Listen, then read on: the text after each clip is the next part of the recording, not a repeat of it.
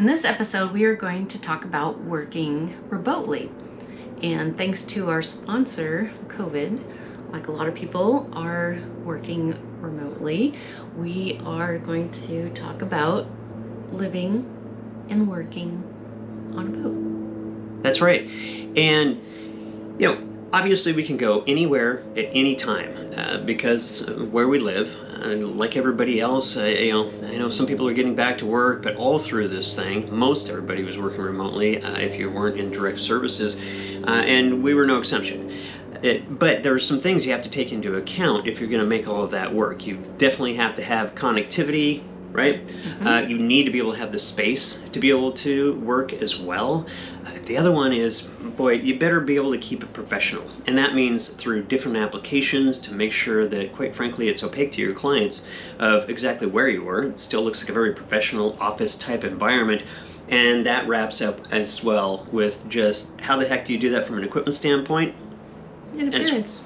Yep, that's right. Do I look all right? Welcome aboard. If you're new to the channel, for those of you that continue to join us, thanks a lot. And don't forget to subscribe, helps out the channel a ton. So let's get going. Join us on the Elli-Yacht as we realize our 5-year plan with the kids. Grown up, moved out, graduated from college. We take the dog, sold everything, and kitted out the boat so we can cruise the Pacific Northwest, all while living and working in the heart of Seattle. Connectivity, let's start with that one.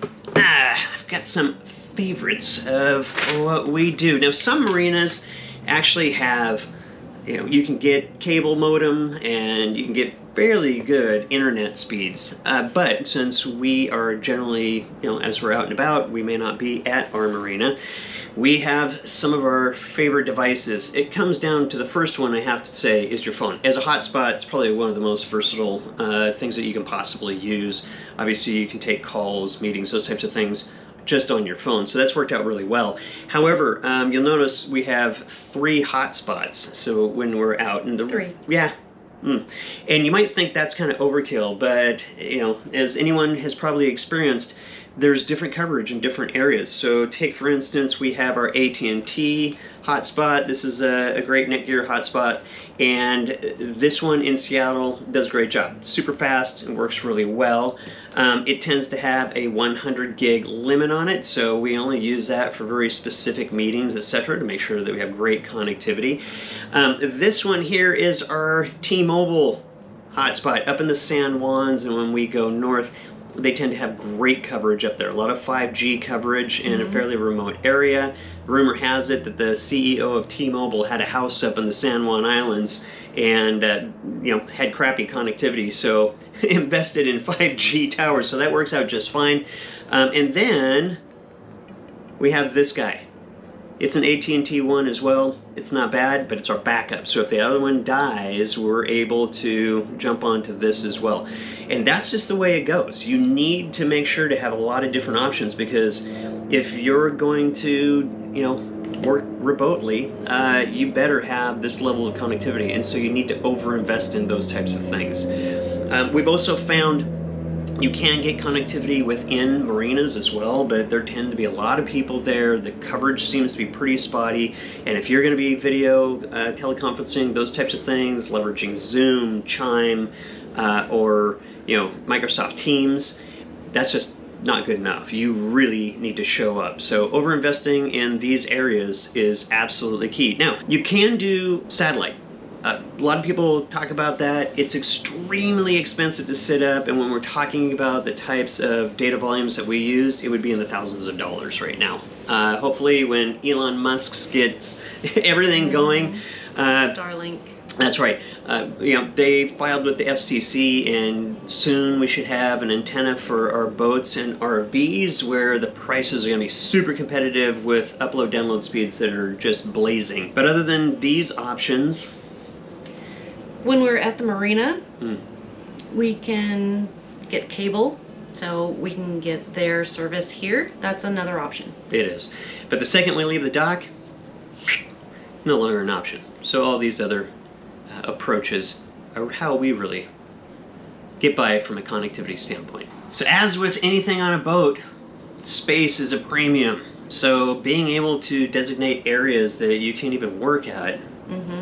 My favorite place is the pilot house, where if I have to work, I can turn that chair around, have that space, and I can do what I need to do. And that one's pretty well outfitted. We have a wireless printer there. It works out really well because, let's be honest, every now and then you have to print something out in a document form. You might have to sign it.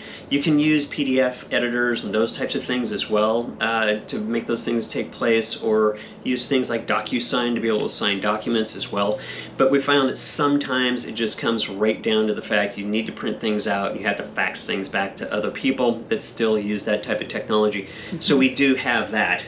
We have power, not only just AC, but we have USB connections as well, and the plugins in that area. It's quite frankly the most comfortable seat in the entire boat, so... Yeah, it's super comfy. She's wise. It's a Stid seat, which is an amazing helm seat. I have the best seat in the house. That's right. And then, John... Yeah, so I tend to roam a little bit. So I use the breakfast bar. It's not a bad area. Also, I have USB charger connections. I'm able to plug in with the computer, those types of things.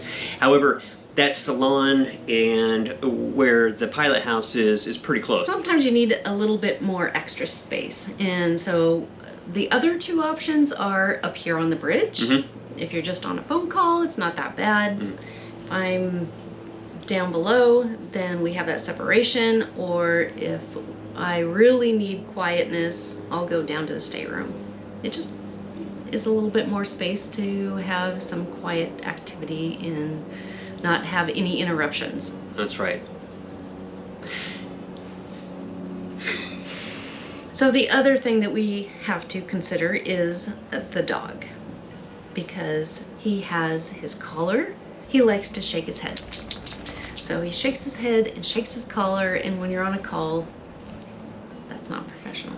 And he likes his squeaky toys, and we have to make sure that we put those away, take his collar off. He likes to do it mostly when you're on calls. The dog is just only one area that you kind of have to think about. And I know everybody at home is kind of a constant. Kids, dogs, you have to think about those types of things. We get a bit of external excitement as well. So when I say that, it can be anything from geese flying by. If we're on the lake, there's a fairly regular schedule of seaplanes that come in and out that can definitely be picked up on when you're on a meeting. And last but not least, so when we're in the San Juans, and particularly at a harbor, marina, like Friday Harbor, the ferry comes in and they honk their horn, which is very loud. Yeah. You have to make sure you're on mute. Yeah, there's no covering that up. And then you also have little things like, well, you have to have the boat pumped out for the Blackwater tank. And when that happens, if you're lucky enough to have a service that will come by and do that, like Roach Harbor or other marinas that have that type of service, they can show up in the background of your meeting as well. So just things to think about. At any time. Now, one of the biggest things, once you have your connectivity, once you have your space, you've done your best to kind of control the environment the best you possibly can, it's all about how you're engaging with your clients. Obviously, your phone calls, those work pretty well. So you really need to depend on software applications. Most people are familiar with Zoom. There's Microsoft Teams, as well as Amazon Chime are very popular ones. Cool thing about these types of applications is obviously you're able to be right there with the client as far as visually engaging with them. But they have really cool backgrounds that can actually give the illusion that you're in an office or a much more professional space than sitting at home or on your boat. That's worked out a great deal. Now, on top of that, there are little things like we use our Apple EarPod Pros. They have noise canceling. That helps out a ton, especially if there's different things going on in the boat, to be able to kind of control sound and such. I found that Microsoft Teams works really well too. You can mute pretty dynamically so that if there's distractions that take place, and it really does appear. Often my clients will ask, are you in the office? Because our background really does appear to be an office. A couple other things that most people don't think about is lighting. Obviously when you're inside the boat, it can it can be somewhat dark, especially if you have to pull the shades because it's getting sunny and the boat is getting super hot in the middle of the day. So we have a ring light. A lot of people use those. Works out wonderfully for meetings to give a really good natural light as well. Now, the last thing is how we dress. I always keep a suit on board. Karlynn keeps dresses as well, so, or professional outfits. So when it comes time to sit down for those meetings, we're buttoned up. It's just the price to be paid. It's absolutely worthwhile, and it gives us the flexibility and the opportunity to be anywhere at any time, work remotely, and love our lives as a liveaboard. It'd be great to hear feedback from all of you that might be working remotely as well. Different things and items and approaches that you've used to make the environment really a great place to be able to work, and at the end of the day, be able to jump off the back of the boat, go swimming, hop in the dinghy, and go crabbing. What a great backyard. Thanks for your time. Let us know what you think in the comments. Again, don't forget to subscribe. We'll see you next time.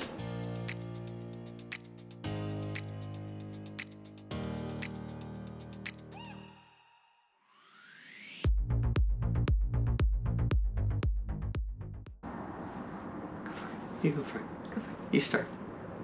You start. I don't even know what to say. I've said it so many times.